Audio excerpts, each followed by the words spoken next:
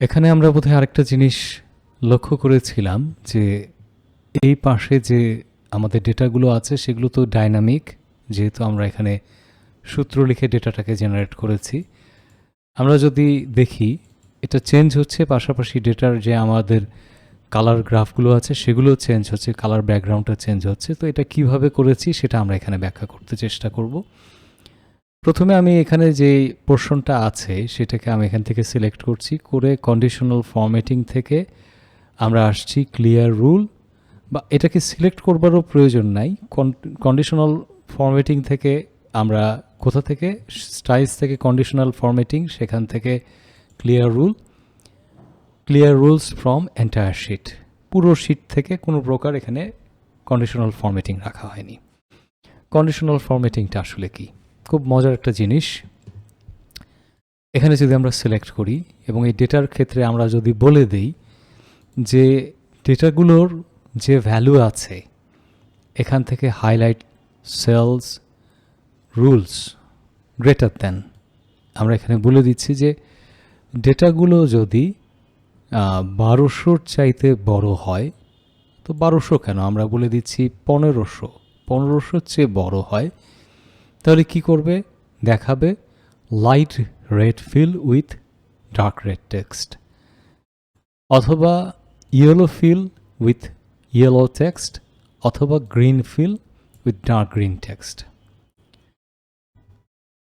তো আমাদের এখানে যেহেতু 1500-র ওপরে এটা বলা যেতে পারে মোটামুটি স্ট্যান্ডার্ড, তো এটাকে আমরা green fill with dark green text দিচ্ছি, ওকেতে ক্লিক করছি। একই এরিয়ার উপরে আমি কিন্তু আবার সেকেন্ড আরেকটা কন্ডিশনাল ফরম্যাটিং অ্যাপ্লাই করতে পারবো। এখানে এসে আমি বলছি হাইলাইট সেলস রুলস, এইবার বলছি বিটুইনের ক্ষেত্রে আমরা যদি বলি যে কত থেকে কত, আমরা বলছি যে 500 থেকে শুরু করে আমাদের, যেহেতু ওখানে আমরা বলেছিলাম 1500, এইখানে আমরা যদি বলি 1499,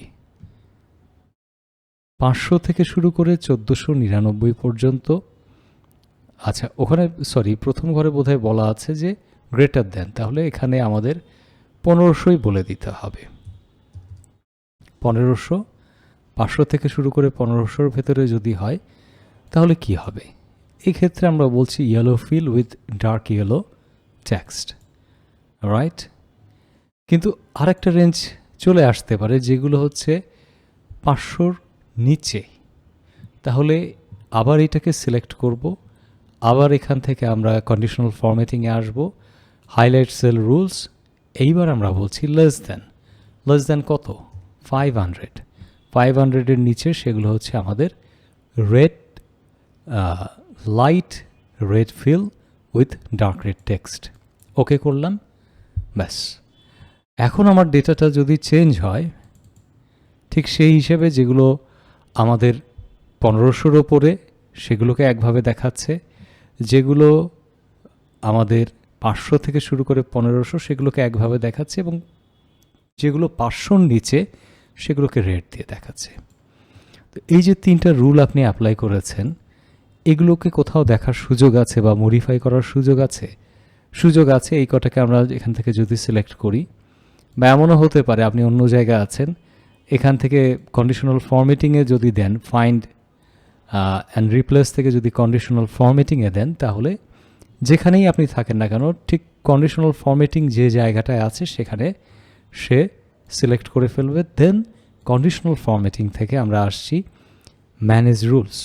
ম্যানেজ রুলসে। এবার আমরা যদি একটু দেখি যে কাজটা আমরা করলাম, সেল ভ্যালু লেস দেন 500, দেন এটা হবে সেল ভ্যালু বিটুইন 500 টু 1500, সেক্ষেত্রে এটা হবে, আর সেল ভ্যালু গ্রেটার দেন 1500, সেক্ষেত্রে এটা হবে।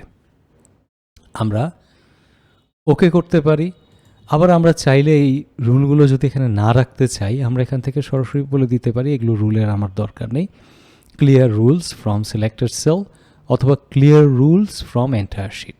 সিলেক্টেড থাকলে এটার উপরে কন্ডিশনাল ফরম্যাটিং থাকলে সেটা ডিলিট করবে, আর যদি এন্টায়ার শিট দেওয়া হয় তাহলে পুরো শিট থেকে আমাদের এই যে কন্ডিশনালের রুল সেটাকে ক্লিয়ার করে ফেলবে। আমরা আপাতত সিলেক্টেড সেলসই দিয়ে রাখছি। আর কি করা যায়? আমরা যদি কন্ডিশনাল ফরম্যাটিংয়ে আসবার পরে এখানে একটা তো দেখলাম আমাদের বিভিন্ন রকমের রেঞ্জের ভেতরে এখানে একটা মজার জিনিস আছে যে ডুপ্লিকেট ভ্যালু, কোথাও ডুপ্লিকেট আছে কিনা সে খুঁজে বের করবে। Let's try this one. Duplicate পেলেই সেটাকে সে রেড কালার দিয়ে দেখাবে। এখানে দুটো ডুপ্লিকেট পেয়েছে। যদি ডুপ্লিকেট না পায়, এখানে যেমন আরও ডুপ্লিকেট, এখানে আরও ডুপ্লিকেট, ডুপ্লিকেট, এমনকি হয় না যে আমাদের ডুপ্লিকেট নেই।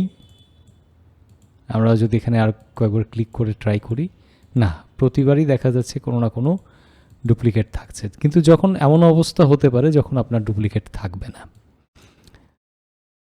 তো এটাকেও একটা যেহেতু রুল হিসাবে এসেছে, কন্ডিশনাল ফরম্যাটিংয়ে আসলাম, এখান থেকে ম্যানেজ রুলে দিয়ে আমরা দেখতে পাচ্ছি আমরা গতবারে কন্ডিশনাল ফরম্যাটিং থেকে ডিলিট করেছিলাম, আবার এখানে সিলেক্ট করে কিন্তু আমরা ডিলিট করে দিতে পারি। ওকে করলে আর কোনো কন্ডিশনাল ফরম্যাটিং থাকবে না। আর কি করতে পারি আমরা?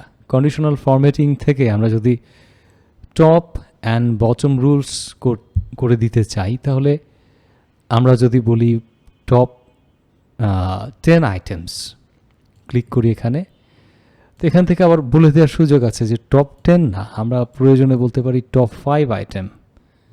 সেটাকে কি হিসাবে দেখাবে? গ্রিন হিসাবে দেখাবে। আমি ওকে করলাম। আর কি আছে? আবার এখান থেকে যদি আসি, আমরা এখান থেকে বটম 10 আইটেমস যেটা আছে সেইটাকে আমরা এখান থেকে যদি 5 আইটেমস করে ফেলি, তাহলে সর্বনিম্ন যে 3টা ভ্যালু, 5টা ভ্যালু, সেগুলোকে এখানে সিলেক্ট করে দেখাবে। আর যেগুলো মিডিয়ান ভ্যালু আছে, মাঝামাঝি আছে, সেগুলোকে এখানে আর হাইলাইট করে দেখাবে না। আবার কি করছি? এখানে সিলেক্ট করছি। সিলেক্ট করবার পরে কন্ডিশনাল ফরম্যাটিং থেকে ম্যানেজ রুলে আসছি। এইবার এই সূত্র দুটাকে, প্রথমটাকে সিলেক্ট করলাম, এখানে ডিলিট রুল দিচ্ছি, পরেরটাকে সিলেক্ট করলাম, ডিলিট রুল দিচ্ছি, ওকে করলাম। এবার আর কি করা যায়? আরও মজার একটা কাজ করা যায়, যেটা অ্যাকচুয়ালি এখানে করা ছিল। There is data bar. Data বারটা আমার বেশ পছন্দ। আপনার কষ্ট করে কোনো প্রকার কালার কাজ করার প্রয়োজন নেই। আপনি ইচ্ছে মতো ডেটা, মানে এখানে ডেটা সহ জিনিসটা দেখতে পাবেন ডেটা বারের ক্ষেত্রে। যেমন কোনটা কত দূরে গিয়েছে, এই তো 100টাকে 100টা পর্যন্ত, 1900 যেটা 1900 সেটা সেই পর্যন্ত, 2000টা হচ্ছে এখানে সর্বোচ্চ। আবার আপনি এখান থেকে clear rule from selected cell. আর যেটা বলছিলাম যে কালার স্কেলটাতে আপনি এখানে বিভিন্ন রকমের কালার দিতে পারেন। লো হলে সেটা কমের দিকে গেলে হচ্ছে লাল, আর বেশির দিকে গেলে সেটা হচ্ছে গ্রিন। আবার এটারই বিভিন্ন রকমের শেডিং আছে এবং এগুলোকেও কিন্তু আবার এডিট করা যায়। এটাই অ্যাকচুয়ালি দেয়া ছিল এবং আপনি চেঞ্জ করলে বারবার চেঞ্জ হয়ে যাচ্ছে। এবং আপনি ফেলে দিতে চাইলে সিলেক্ট করলেন কন্ডিশনাল ফরম্যাটিং, এখান থেকে ক্লিয়ার রুল। যদি সিলেক্টেড জায়গা থেকে করেন তাহলে সিলেক্টেড সেলস, পুরো শিট থেকে করেন তাহলে এন্টায়ার শিট। আমরা আপনাদেরকে এই অবস্থায় পাঠিয়ে দেব।